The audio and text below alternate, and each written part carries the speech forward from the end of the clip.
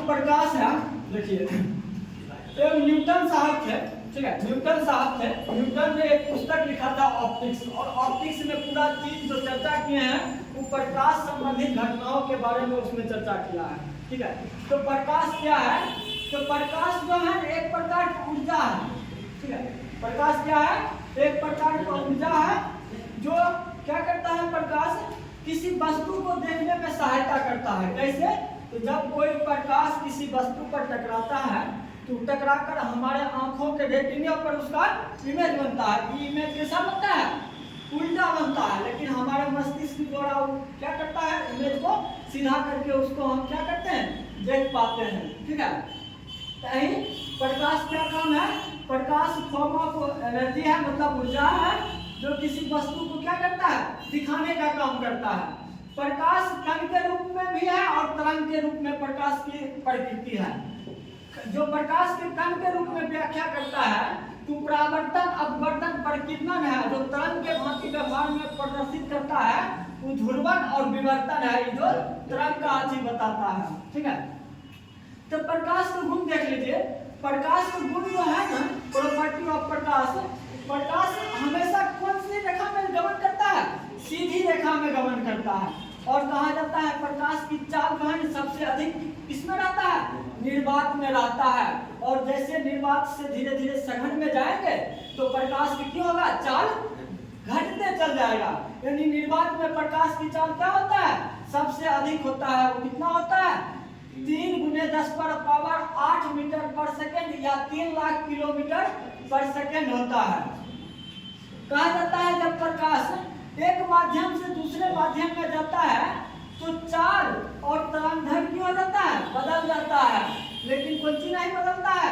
आवृत्ति नहीं बदलता है। जखने चाल बदलेगा उखने तरंगदैर्घ्य बदल जाएगा। यानी तरंगदैर्घ्य भी क्या करता है? दूरी का सूचक है। चाल घटेगा तो ऑटोमेटिक तरंगदैर्घ्य कौन सी है? घट जाएगा। यानी चाल और जो अथी है, चाल और तरंगदैर्घ्य हमेशा कौन सी होता है? समान अनुपाती होता है। जैसे तरंगदैर्घ्य बढ़ेगा तो ऑटोमेटिक है चाल कौन सी होगा? बढ़ जाएगा। फिर होता है इमेज, यानी छाया बनता है। प्रकाश आप जानते हैं कि सीधा रेखा में गमन करता है। जब उसी बीच में कोई अवरोध चल आता है, यही अवरोध के कारण जो इमेज बनता है उसी को हम छाया कहते हैं या परछाया बोलते हैं, ठीक है। तो प्रकाश हम कण के बारे में जानेंगे तो पहला हम पढ़ेंगे परावर्तन। क्या है प्रकाश का परावर्तन? तो प्रकाश का परावर्तन है जब प्रकाश की किरण किसी परावर्तक सतह से टकराकर लौटने की घटना को प्रकाश का परावर्तन कहते हैं, ठीक है। एक 2 नियम होता है प्रकाश का परावर्तन। क्या नियम? 2 नियम होते हैं। एक होते हैं आपतित, मतलब अपतन किरण और परावर्तन किरण, और उसके बीच में डाला गया अभिलंब। तीनों जो है कौन सी होते हैं? एक ही तल में होते हैं। और एक को होता है दूसरा नियम कि आपतन कोण और बराबर परावर्तन कोण, ये दोनों हमेशा क्या होता है? बराबर होता है। हम यहाँ तक देखे हैं कि परावर्तन जब पढ़ रहे होते एक सतह, एक टर्म का यूज हुआ परावर्तक सतह। परावर्तक सतह क्या है? परावर्तक सतह मतलब एक दर्पण होता है। दर्पण का एक सतह जो परावर्तक हो और दूसरा सतह नहीं हो, ठीक है। तो दर्पण किसे कहते हैं? तो जिसका एक सतह क्या हो? परावर्तक हो। और दर्पण जो होता है, कोई भी दर्पण वो जो इमेज बनाता है 2 प्रकार का इमेज बनाता है। एक वास्तविक बनाता है, एक आभासी बनाता है। वास्तविक जो वास्तव में मिलता है जहां, वो वास्तविक प्रतिबिंब बनाएगा। जो आभासी मिलती हुई प्रतीत होती है वह आभासी प्रतिबिंब बनाएगा। दर्पण जो कितने प्रकार के होते हैं? तो 3 प्रकार के होते हैं। समतल दर्पण, अवतल दर्पण और उत्तल दर्पण। समतल दर्पण जिसका एक सतह समतल हो और परावर्तक हो, ठीक है, वह समतल दर्पण हो गया।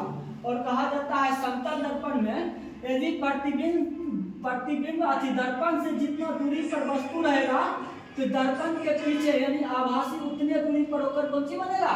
इमेज बनेगा। यानी अगर प्रतिबिंब की दूरी अति वस्तु की दूरी दर्पण में बने प्रतिबिंब की दूरी अगर देखा जाए अगर dd है तो दोनों के बीच की दूरी कौन सी हो जाता है? 2d हो जाता है, ठीक है। और हमेशा याद रखिएगा इस समतल दर्पण में कैसा प्रतिबिंब बनता है? आभासी और सीधा और वस्तु के बराबर बनता है। कौन चीज में? समतल दर्पण में प्रतिबिंब बनता है। अगर समतल दर्पण कहा जाए कि थीटा एंगल से घुमाएंगे तो अगर क्या हो जाता है? 2 थीटा से वो घूम जाता है। और कहा जाता है कि हमें समतल दर्पण में पूरा इमेज प्राप्त करने के लिए दर्पण की ऊंचाई कितना होना चाहिए? वस्तु कम से कम आधा होना चाहिए, तब जाके वस्तु से आधा अगर प्रतिबिंब की ऊंचाई रहेगा तो उस वस्तु का पूरा इमेज बन जाएगा। और एक और कॉन्सेप्ट कहता है, किसी आप आयताकार घर के अंदर है, बीच में खड़ा हो गए, सामने वाली दीवार पर कितना ऊंचाई दर्पण लगाएंगे जो पीछे वाला पूरा दीवार दिख जाए, तो सामने वाली दीवार का 1/3 ऊंचा दर्पण लगाएंगे तो पीछे वाला कौन सी होगा? पूरा दीवार दिख जाएगा। ठीक है, दूसरा है, और कहा जाता है समतल दर्पण का रेखीय आवर्धन जो होता है ना, हमेशा 1 के बराबर होता है। यानी रेखीय आवर्धन समतल दर्पण के कितना बराबर होता है? हमेशा 1 के बराबर होता है। और समतल दर्पण में अगर प्रतिबिंबों की संख्या आपको निकालना है तो 360/θ-1, ठीक है, इसकी संख्या होगी और इसकी संख्या हमेशा विषम होना चाहिए। ठीक है, अगर सम आता है तो उसमें 1 माइनस करके उसको विषम पुराना पड़ता है, यानी हमेशा कितना होना चाहिए? प्रतिबिंबों की संख्या विषम में होना चाहिए। ये हुआ समतल दर्पण का कुछ प्रॉपर्टीज। अब देखिए अवतल दर्पण को क्या कहेंगे? अवतल दर्पण होता है जिसका परावर्तक सतह दबी हुई हो या धंसा हो, ठीक है, उसको अवतल दर्पण कहेंगे। ये जो अवतल दर्पण क्या करता है? कोई भी प्रकाश किरण को सिकोड़ने का काम करता है। क्या करता है? सिकोड़ने का काम करता है, इसलिए कभी कभी इसका नाम अभिसारी किरण भी कर दिया जाता है। और यही है अवतल दर्पण। अवतल दर्पण के द्वारा प्रकाश को समांतर भी भेजा जाता है, और इसका उपयोग हम समांतर प्रकाश को भेजकर किसमें करते हैं? गाड़ी के हेडलाइट में जितना भी प्रयोग करते हैं, तो वही अवतल दर्पण के बीच में बल लगाकर उस प्रकाश को किसके समांतर भेजने में काम किया जाता है। ठीक है, और समतल दर्पण अवतल दर्पण में हम क्या बोले हैं? वस्तु का क्या होता है? वस्तु अवतल दर्पण में क्या कैसा बनता है? वास्तविक बनेगा, ठीक है, उल्टा बनेगा, इसका बहुत स्थिति होता है। ठीक है, जैसे हो गया अगर वस्तु अनंत पर रहे तो वस्तु अनंत पर रहे तो कैसा प्रतिबिंब बनेगा? वास्तविक रहेगा, उल्टा बनेगा, और वस्तु से बहुत छोटा, यानी कहाँ पर बनेगा? तो फोकस पर बनेगा। जब वस्तु का दूसरा कंडीशन है, जब वस्तु कहाँ रहे? वक्रता केंद्र और अनंत के बीच में रहे, तो इसमें भी कहाँ बनेगा? तो इसी जो है वास्तविक बनेगा, उल्टा बनेगा, और फोकस और वक्रता केंद्र के बीच में वस्तु से छोटा बनेगा। ठीक है, दूसरा कंडीशन में जब वस्तु कहाँ रहे? वक्रता केंद्र पर रहे, तो एक फोटो वस्तु कहाँ बनेगा? तो वास्तविक बनेगा, उल्टा बनेगा, और वस्तु के बराबर बनेगा, वक्रता केंद्र के ठीक नीचे बनेगा। ठीक है, जब वस्तु का पोजीशन कहाँ रहे? तो फोकस और वक्रता केंद्र के बीच में रहे, तभी कहाँ बनेगा? अनंत और वक्रता केंद्र पर वस्तु का स्थिति बनेगा, वास्तविक, उल्टा और वस्तु से बड़ा बनेगा। ठीक है, जब वस्तु फोकस पर रहे तो फोकस पर रहे तो ये जो है वास्तविक, उल्टा और वस्तु से बहुत बड़ा यानी अनंत पर कहा जाता है, इसका बनेगा। और जब वस्तु का स्थिति कहाँ रहे? ध्रुव और फोकस के बीच में रहे तो आभासी बनेगा, सीधा बनेगा, और वस्तु से बड़ा बनेगा इसका इमेज। किसमें? अवतल दर्पण में। अब उत्तल दर्पण के बारे में देख लेते हैं। उत्तल दर्पण कहता है जिसका परावर्तक सतह कैसे हो? उभरा हो। ये जो क्या करता है? उत्तल दर्पण का काम है प्रकाश को फैलाना, यानी आप जहाँ जो दर्पण प्रकाश को फैला दे उस सभी जगह पर हम उत्तल दर्पण का प्रयोग होता है। इसी का दूसरा नाम क्या है? अपसारी किरण, यानी अपसारी प्रकाश भी इसका उत्तल दर्पण का दूसरा नाम है।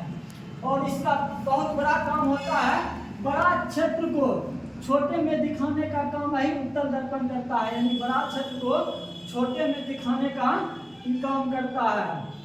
ठीक है, और इसका जो कंडीशन बनता है ना, तो हमेशा आभासी होता है, यानी काल्पनिक होता है, सीधा होता है, और वस्तु से छोटा होता है उत्तल दर्पण में।